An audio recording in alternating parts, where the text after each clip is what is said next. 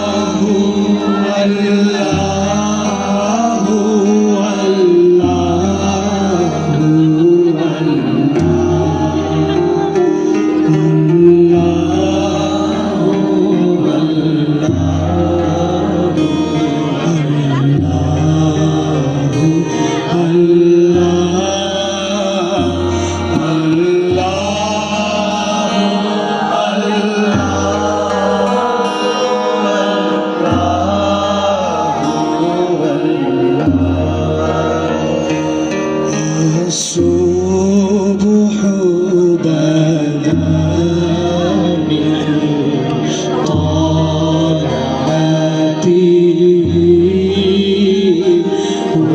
والليل ضجع من وفراته